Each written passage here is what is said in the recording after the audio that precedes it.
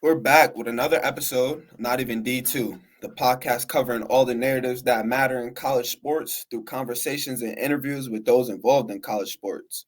If you're watching on YouTube, make sure to hit that subscribe button. Let's try to get this episode to 100 subscribers, uh, right around that corner. So if you're watching, definitely hit that subscribe button. If you're listening on any other platform, hit that follow button, leave a review. We appreciate all the support. Also, go follow our socials at Not Even D2 on Instagram and Twitter. A lot more coming on that aspect, so definitely gonna want to stay tuned. But how you doing today, my boy? Can't complain, man. It's a slow day today. I had most of my classes on Monday and Tuesday. So really like the second half of my week is pretty slow and allows me to kind of catch up on errands and whatnot and do what I need to do, any business outside of school. But I was telling you before, we got our shoes today because we have our first practice on Friday. And we got our shoes today. So I was pretty excited to show Dude, you seriously, a little unboxing on Not Even D2. But heard you. I got You got to take them out the box, gang. some Giannis's. Those is hard, bro. I'm jacking that. Those gonna go well with the jerseys too. Nah, I mean, Utica has some good jerseys, bro. So I can't even complain. But how you doing, bro? What's good? What's new with you? I'm chilling, bro. We're 3 or 4 practices in right now, and guys are getting after. We know that the Empire is about to be crazy loaded. I mean, we're gonna be tough. You guys, every team is tough in the EA, and especially with Brockport and Geneseo coming in. This year is a little bit more anticipated. I want to say, like, it's my last year, it's your last year as well. So last go around, we got to get after it. It's been a good off season though, and today I'm just grinding the pot like always. We got a great episode today. We got Davidson Hubbard. Davidson spent 4 years playing at Hampden Sydney under Coach Kimbrough. Shout out to Coach Kimbrough, patched us in, but he had a great 4 years there. Two-time first team All-ODAC and entered the transfer portal after making the national championship with Hampton Sydney. A great year they had, 31-3, but now he's committed to Baylor, going to be playing Big 12 basketball, and that's crazy. And like watching Davidson's film, he has like great touch. He can score in the mid post, great footwork, shoot the three, pretty athletic, and he does all this while like it always seems like he's always like level headed. Like he'll dunk on somebody or have a crazy move, and it's just like he's calm throughout it all. And I think that's going to help him in his transition to Division One. Like he's never going to get too high, he's never going to get too low, and he mentioned this, like, regardless of he's playing 30 minutes or none at all, one of his main objectives being at Baylor is he's trying to take some of these younger guys like under his wing. And regardless of the division, he played in the national championship. They won a ton of games. So he has a ton of experience that he's going to be able to help these younger guys. Like I'm looking at their freshman class and guys like VJ Edgecombe, who's supposed to have a crazy freshman year, like he'll be able to take them under his wing. And I think that like I just respect a player who's willing to be like, even if I'm not playing, like my main goal is to impact these younger guys. For sure. I definitely like what you just said, especially like you said, you talked about earlier, you being a senior. So I'm sure you guys have young guys at Alfred. So I'm sure you trying to take them under your wing and talk to them. But talking a little bit more about Davidson, I mean, everything you said is right. I feel like he's a do it all player, man. Like he could shoot, what I'm saying? He could set pick and rolls, roll to the rim hard. He could punch it on you. He'll lay it on you. He'll play defense, right? Like he's a Swiss Army knife four, and I feel like he's going to be valuable for Baylor, whether it's playing, but like you're saying, off the court too, just helping the young guys, being a good ambassador for the program. But you could tell that he's just a high IQ player, man. Like I like what you said about him being poised because I feel like I was seeing the same thing, like where Ryan Clements, shout out Ryan, where Ryan Clements on Hampton Sydney last year, I feel like he was like the Energizer Bunny. Him and Adam Brazio like running all over the court, hyping the crowd up, hitting dunks or hitting deep threes. And Davidson was just like grinding in the post, hitting dunks, cuts, backdoor, setting the screens. So he's just a really good Division III basketball player, bro. He's a really good basketball player in general and is now playing high major basketball in the Big 12 with a national championship winning program. And it's cool to see him doing that, bro. I'm not gonna lie. As a Division III player, to see guys doing the big things like that is dope. Now, OD. And like you said, Adam and Ryan, like those are the hype guys. Like for example, when they were playing Guilford in the Final Four, like if you watch that game, Davidson was talking about how they were down, and then like if you watch from like 5 minutes to the end, it was like Davidson's hitting all the tough shots. He's passing to RC, cutting down for a dunk. He's hitting free throws late in the game to seal it. Like all those things is just because he's so poised throughout. And it's also kind of cool, like this episode, because we think very highly of Coach Kimbrough. Like he was on the podcast, and we took a lot from that episode. But just hearing the impact he had on like one of his own players, it was like cool to see that mix. And then, I mean, we got to talk about some Baylor basketball because they're going to be tough this year, and they're playing in the Big 12. Obviously, that's a great Power 5 conference. They're playing against Houston, Iowa State, all those high major schools, but they brought in like 4 to 5 grad transfers. Jeremy Roach from Duke. They brought in Norchad Omier from Miami, who averaged like 17 and 10 or something last year. So they're bringing in like high level guys and older guys at that. So when we talk about like Scott Drew, I think that he's going to be able to build something really special in this Baylor year. And I think they were ranked like third in preseason polls, but I could definitely see them doing some big things in the Big 12. It's gonna be a special year for Baylor. 100%, bro. And I wanted to circle back. I'm gonna talk about Baylor too in a little bit, but I want to circle back about you talk about the relationship that him and Coach Kimbrough have, like Davidson, and I think they told the same story, like about like coming back. I forget which game, and I have to rewatch Guilford. It was a Guilford game, so they told the same exact story of basically Coach Kimbrough being like, guys, like we're all in this together, like from here on out. You know what I'm saying? So I really thought that was so cool, bro, that like they both connected and had felt the same type of, they had the same type of moment. You know what I'm saying? Like a shared experience that they both told in the pod, I think was really cool. And yeah, like you said, Baylor, they brought in a lot of good transfer, man. I'm pretty sure Davidson brought up Nomad and said he's been killing, or Normad, excuse me, and he's crazy on the offensive rebounds. And we all know about Jeremy Roach. He's a great player, bro. So they're definitely going to be tough, bro. And like I said, I'm excited to see what Davidson does. Yeah, no, we're gonna be rooting for Davidson, whether he's sitting on the bench or playing 30 minutes. Like it's the same love from us. So The we theory is talk tested. the theory. If you guys haven't heard Naruto's theory, go tap into Raheem Anthony's episode. He dropped the theory, and it's gonna be tested with Davidson. But Yeah. we talk about a lot with Davidson. What this year was like with Hampden Sydney, 31-3, all the way to the national championship, and how that year kind of like impacted him going into this Baylor season. We talk about like that actual recruitment process of being in the portal, like what schools he was talking about, how Baylor actually got into the picture was pretty interesting to hear. And then Yeah. finally, like what his expectations are for this Baylor year. I mean, big ODAC to Big 12 basketball, it's a big jump. So we're definitely going to be locked in and enjoy the episode. Let's hear from Davidson.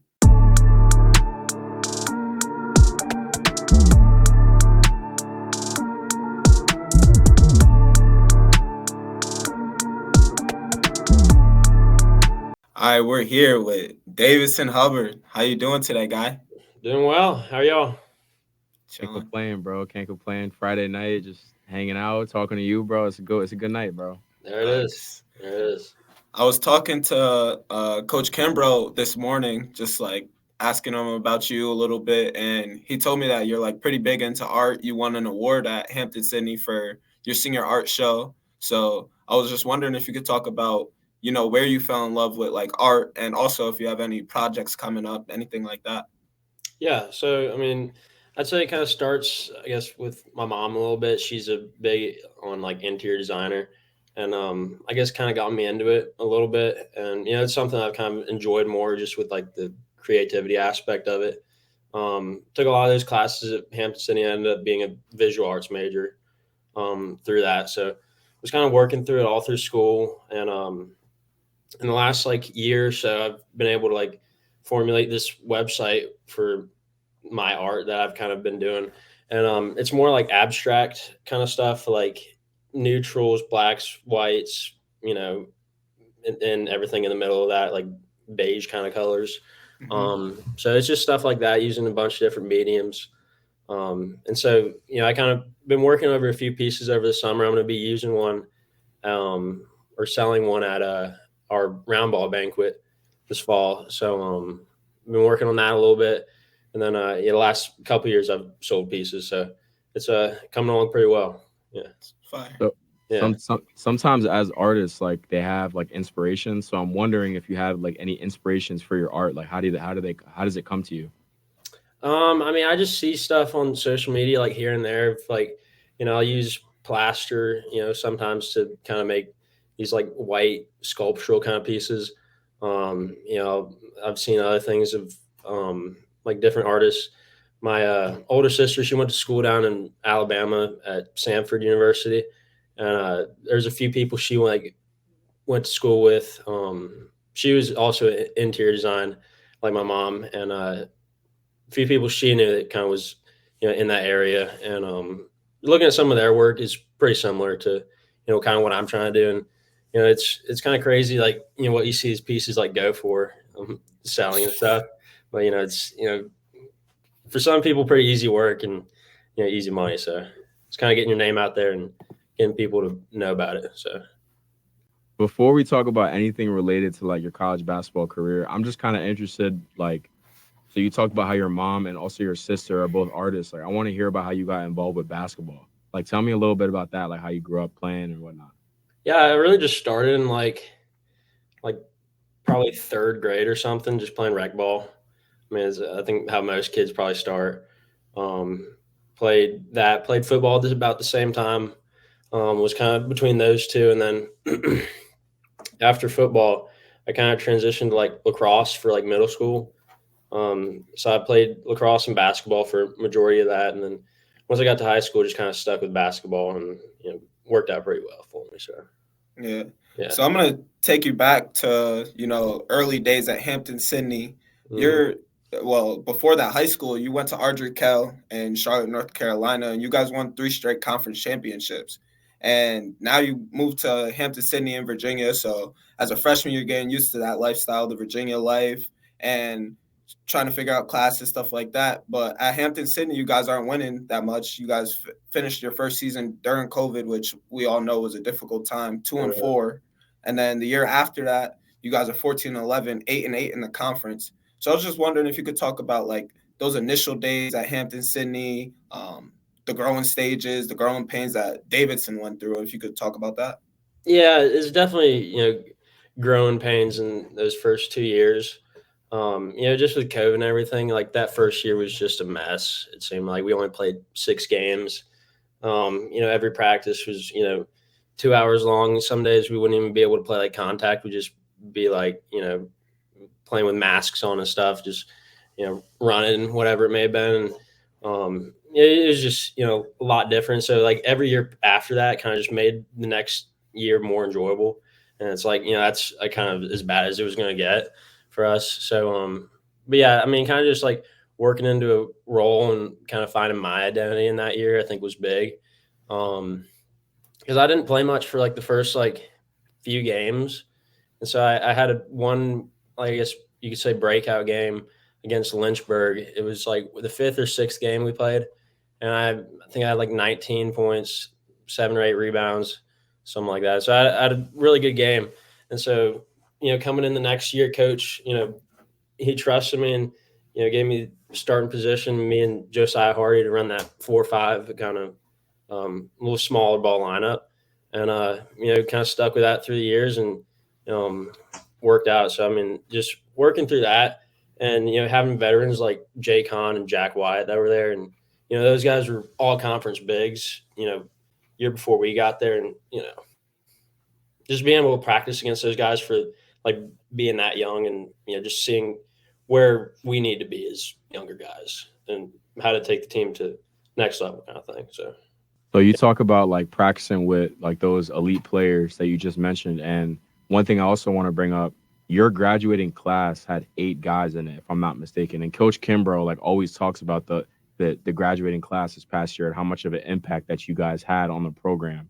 So I want to hear like what you think, how you think like going through college basketball with those guys influenced the success of like Hampden Sydney. Yeah. I mean, we went through everything together, ups and downs, like all through COVID, winning seasons, losing seasons. I mean, we went to Costa Rica last fall. as a team, and that was unreal experience. That sounds fun, bro. Yeah, it was pretty fun for like the first half, and then a lot of guys kind of got down with whatever sickness it was, but some bad water. But no, that was awesome. But just like being through everything together, I think, and just like listening to Coach Kimbrough and trusting kind of what he had to say, and I think that's just what put us over the edge. Is just being together through all those hard times, and then just that combination of working with our coaches, and I think that's just what made it what it was, and just turning the culture around, I think, is the biggest thing. I was gonna say, like, because you in the Hampton Sydney program, like, you guys both like had a gradual increase, whether for you, whether with stats or with the Hampton Sydney program, like through wins, right? You guys improved year after year. So I'm just like kind of just interested on like the insight that you see with, how Coach Kimbrough really did that, honestly. Yeah, I mean, it just started with him coming in, because his first year he coached a bunch of guys that he'd never seen and never recruited. So I mean, just having a whole new group of guys, and still coming in and be able to win, like, what was it, 10, 12 games or something in that first year. Mm-hmm. And so being able to do that, and then finally bring in like a class of guys that's like handpicked, and he went out, recruited us, and he made us believe like we could do big things here, and results showed. So yeah. So what I'm kind of thinking about is that graduating class is coming in, and when Coach Kimbrough was on our podcast and he talked about like the SOE culture, I won't say it like changed my life, but that's something that I like think about to this day, is just the impact that has on me. So I can only imagine like the impact that it had on you guys, like waking up every day and just thinking like, I got to be the best version of myself. So it's pretty clear to see why you guys went so far this past year. But I want to talk a little ODAC basketball. ODAC is arguably the best conference in Division III, in my humble opinion. It's the best conference. You got teams like Guilford, Randolph-Macon, Roanoke, Washington Elite. Down the list, there's just great teams. And there's also some really good players too, like Tyler Dearman, just won Player of the Year in the ODAC. And then some forwards at your position like Robert DeCibio, Casey Draper. I can go down the list, but yeah, I was just wondering if you could talk about like what that was like going game to game, having to bring it, and then also like if you could talk about some of the rivalries that you built up over your 4-year career there. Yeah, so I mean, Macon's always been a rivalry. I mean, it's, I think, oldest rivalry in the South is what they say. We always, they give us their best, we give us their best every year, and they're just great to play against them every year. And in the past years, they've been national championship contenders, and just a really tough program. But like all the teams in the ODAC are just solid, because like it's not like we're going to play like a non-conference team, because if we are, I think we're a lot more confident, because they've never seen us and they don't know how to game plan for us in a way. And I think playing those teams, those really good teams throughout the year, just makes our odds that much better when we get to like the tournament. And so we try to get the toughest schedule every year when we were there.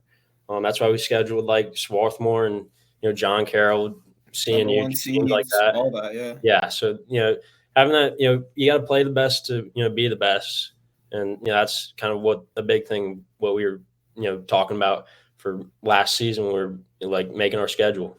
So ODAC definitely makes it.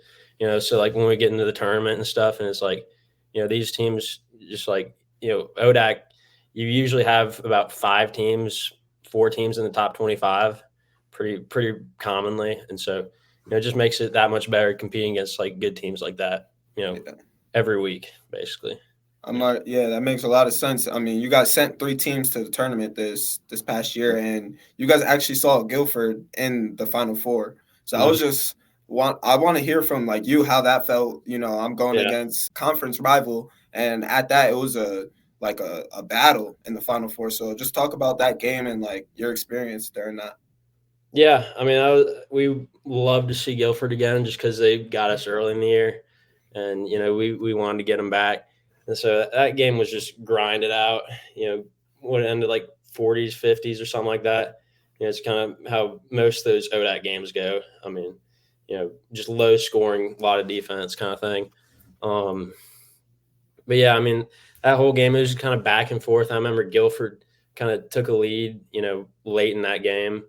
And it was probably a 5 or 6 point lead, but the way we were scoring, it felt like it was like 15 or something like that.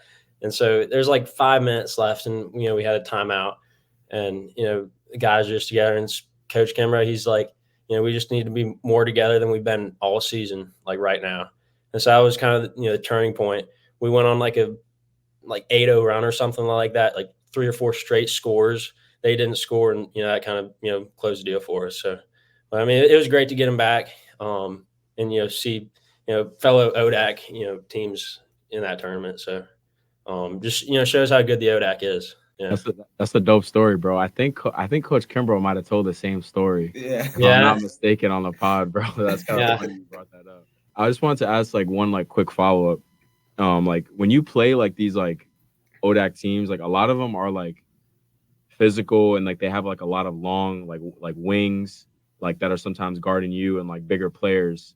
And I'm just wondering, like, you averaged like 9 rebounds your junior year and 7 rebounds your senior year. So like I would say you're probably like dominating the glass. So like how do you feel like you're doing that as like a undersized big? I think it's I feel like I tend to play bigger than I am. I feel like I've always been that way, and just being physical, and I try to outwork my opponent, like whoever that may be. Whether it's like outrunning them up the floor, just being physical like every possession. They running down, just giving them a bump. Just kind of I'm here kind of things, just stuff like that. So I just try to wear them down, and just kind of like things like that. It's little things, but it's things you need to win. So yeah. It's going to be my last question before we take a quick break. But yeah. Coach Kimbrough mentioned to me that you're like an animal in the weight room, strength and conditioning, all that. So I was just wondering if you could talk about like how your workouts are and why you believe so heavily in that strength and conditioning aspect of basketball. Yeah, I think it's huge because, once you have like that conditioning and strength, you don't have to think about much. Like you don't think about when you're tired, just because you've conditioned, you've trained for it, and all I have to think about is basketball at that point. That just makes it like a non-factor, I think. And for me, I just enjoy lifting a bunch. I enjoy working out. Just staying in shape, stuff like that. So I think that was big for like culture of our team too, just like the weight room aspect. And so many guys like would go up a ton in weights, from start of fall to like the end, like going into the season. So I think it's big. So just having that, just down, just makes everything else easier, I think. Yeah, And, 100%. Kimbrough, he talks about too, like elite physical conditioning, and just being the more conditioned team, because that last 5 minutes of the game, whoever's more conditioned, they're going to play better ball. So yeah. I mean, what a great coach. We could keep talking about Kimbrough after the break, but stay with us. We got a lot more to talk about. All right, we're back. So you committed to Baylor this offseason, and it was like a late commit in the summer when Ruda and I heard the news. I mean, at least I was really surprised. I expected you and Hampden Sydney to be back together, making another run to tournament. So I'm kind of want to hear this whole process, starting from the national championship game into committing to Baylor. Like, did you have professional opportunities lined up? Were there other Division I schools contacting you? And then ultimately, like how Baylor came into the picture, because that's really high major basketball. Yeah. So basically starting season ended, was going to get in the transfer portal and see what was kind of available. And what I was looking for really was kind of low major D1, closer to home, but just like kind of like that last scholarship spot kind of thing in a way, and just kind of get my foot in the door. And if I could do that, I think I could work my way into a position to play. And so that's kind of what my mindset was. And so initially I got like a lot of interest, like D2s, D3s, reaching out. A few like smaller D1s, but they were just like forever away. So I was kind of like not about it as much. So that kind of went on for about a month, 2 months, something like that. And then got to the point where I was kind of like, yeah, maybe I'll just be playing pro ball, after this, kind of thinking like, God, I don't really need to go to school again if it's, because the year we had at Hampden Sydney this past year was just like, you can't beat it. I mean, and so like just looking at all these other places, I was kind of like, am I going to get like a better opportunity or like a close to as good experience as I just had kind of thing. So, and also, I've been wanting to play pro ball. And so I was like, is that going to like help me kind of get to that next level? If I did want to do that next year. And so that was kind of the process for the first couple months. After that, just kind of waited for a little bit, talked to some people about, overseas, talked about like their experiences, and was, trying to kind of get into that a little bit, get like connected, because I heard all good things about it. And I was like, okay, this is probably what I'm going to do now. So I was like pretty late in the summer, and I was like, yeah, a bunch of guys that, are playing D1 ball. They're back at school. They're practicing. It's probably, wraps with that. And so like late in the summer, Kimbrough called me. I'm in the middle of like Monday night lift at like 7:00 or something. And he texts me and he's like, dude, I got this crazy opportunity. Like, call me when you get a sec. And so I'm like, all right, like, what could it be? Right. And so I call him while I'm lifting. And I'm like, yeah, what's up, coach? Like, what's the deal? And he's like, dude, Baylor. I'm like, like the one in Texas, Baylor? And he's just like, yeah, dude. And I'm like, how did that happen? Like, I'm just like, I can't even like comprehend it because I've been like so set on like not doing school for another year. And I was like, I'm gonna probably be playing pro ball next year. Just like I hadn't lined up anything yet. Mm-hmm. So he's talking to me, he's telling me, because I reached out to Coastal Carolina earlier in that summer, talked to their assistant coach, Coach Lightfoot. And so they had a whole new coaching staff come in from Western Carolina.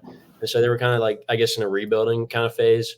And so me being like a fifth year, I'd only be there 1 year. And so I think their deal was kind of wanting to bring in a younger guy a little bit. That's kind of what they were thinking about between the two options. Do we bring in a vet or a younger guy? And so they went with the younger guy, but, I was on their list for a minute. And so apparently he knew Coach Drew, and Coach Drew reached out and he's like, hey, like, do you know of anyone that, kind of this kind of play style? And he's like, yeah, I know this guy. We recruited him a little bit. If you're willing to give or take 2 inches, this is your guy. And so, he told me that. And after I got off the phone with Kimbrough, 5 minutes later, Coach Drew called me. And so, we started talking a little bit, getting to know me. And then that whole week, I just talked with all the coaches on staff, kind of just get to know them a little bit, see how I am, see how, it would fit. And, like right away, I knew I wanted to, like, I had to be here if the opportunity was there. And so, that's a week later, it was a done deal. So, yeah. Nah, that's super fire, bro. It's unreal, dude. Really. Definitely. So. Definitely excited for you as well. And I want to talk about, Coach Drew. Coach Drew is one of the best coaches in all of NCAA. He's been at Baylor since 2003, which is incredible. Really rebuilt that program from 2003 to, now, and they just won a national championship a few years ago. Mm-hmm. And he's also known as one of the best recruiters in the country. And you were also coached by a legendary coach and Coach Kimbrough, young coach, but already getting things done. So I was just wondering if you could talk about, the similarities or differences in their coaching styles and just a little about like what it's like playing under Coach Drew. Yeah. Definitely similar in some aspects where it's just like, the intensity they both have and, the way they can motivate their players and, they, what they expect out of you in a way. And so what you need to do. And if you don't, you're going to know kind of thing. But I mean, Coach Drew, he's a little more laid back, I would say, but it's still like the same, like, intensity. It's a little bit of a different coaching style, but I mean, it's all pretty similar with, like they know how to win and, just kind of, take what they say and, just do what you can to the, best of your ability kind of thing. But yeah, I think, both of them are great, just a little different, but I mean, I think I have to watch Coach Drew a little more just to kind of get a feel on, like when it comes to like actual games and stuff. I think that's when you see kind of like the real coaching kind of thing. So you've been at Baylor for let's say give or take 3 to 4 weeks. So I want to just hear about your first couple weeks, bro. Like adjusting, like playing in practice, like meeting the teammates. Like talk about that. Yeah, team's been great. It's been super welcoming. Getting to know all the guys, hanging out, going to dinner, Top Golf, hanging out with them a little bit. So that's been great. Coaches have been great too.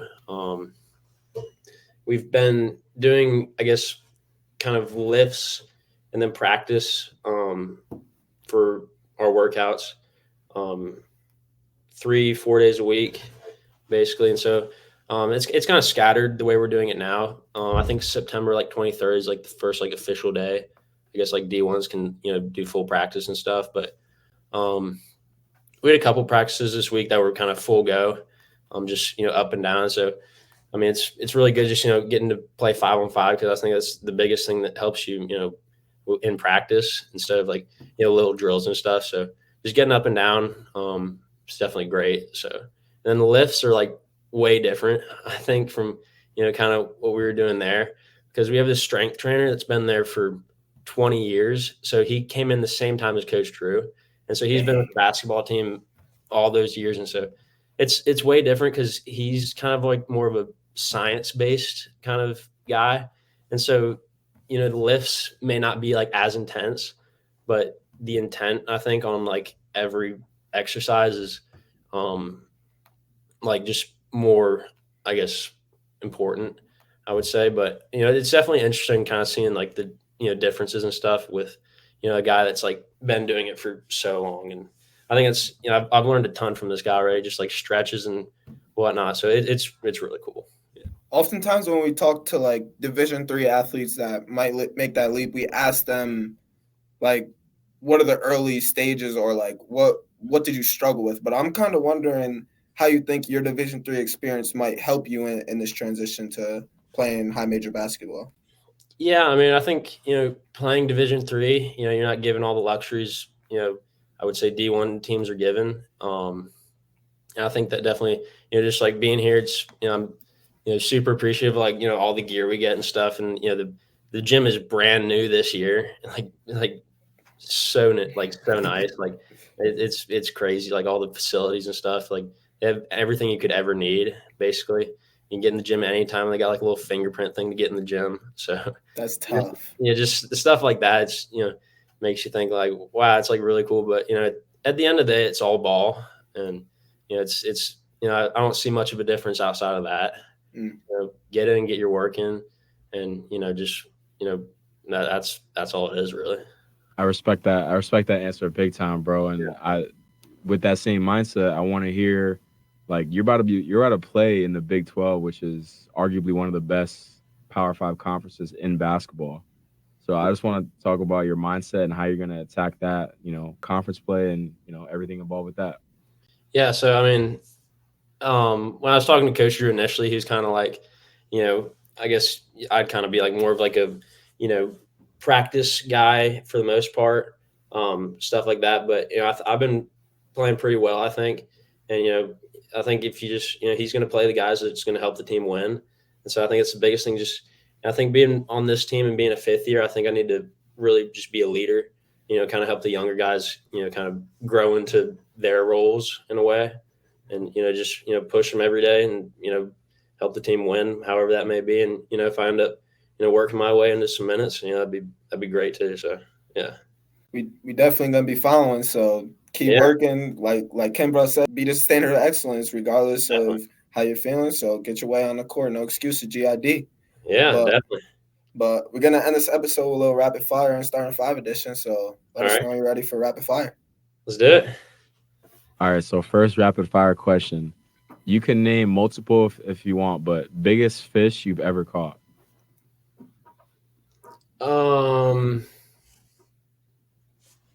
Yeah, we went on a fishing trip down in Key West one spring break when I was in like middle school, and I went out with my family, and so we caught these like big amberjack, and so like I'm holding them like So I got like, a couple pictures of those, but I've caught some decently big fish. None of those like giant sharks people see, but but yeah, That's tough.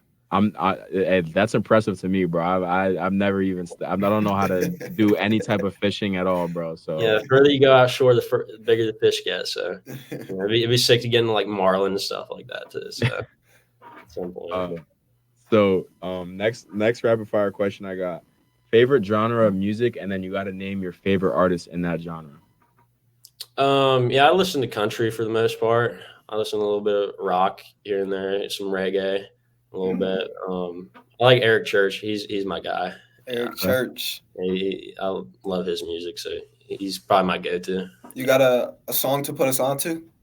Springsteen's his most popular one. I'm big on that one. He's got a few others. I mean, Hungover and Hard Up. I like that one. That's a banger too. I love most of his music, so he's good. You a Morgan Wallen fan or not?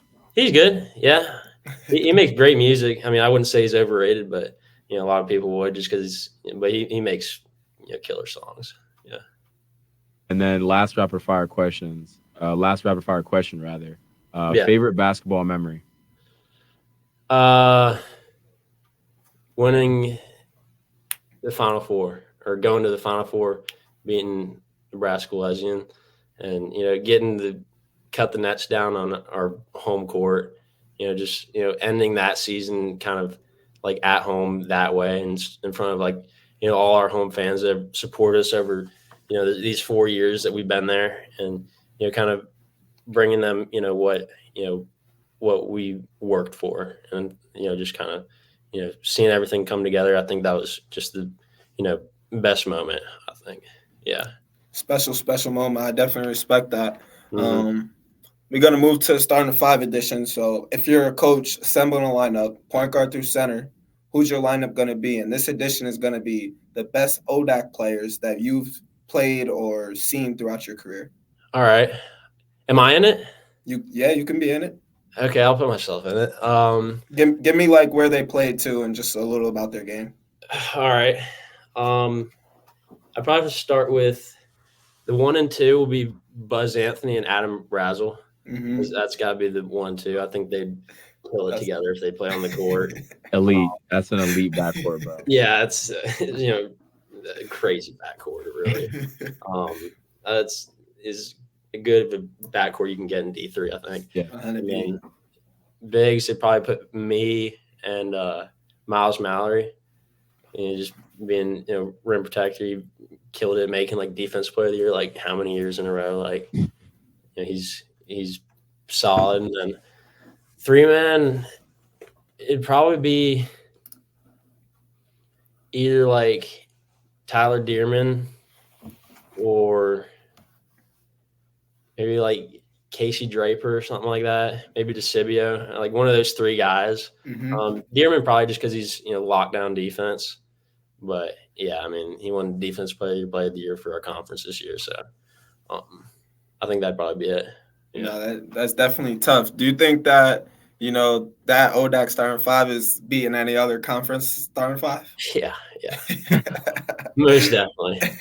Yeah. Bro, he didn't hesitate on that. It is easy. ODAC's best in the conference. Oh, I like that take. But yeah, so that's going to do it for another episode of Not Even D2. Definitely appreciate you getting on the pod tonight. Definitely.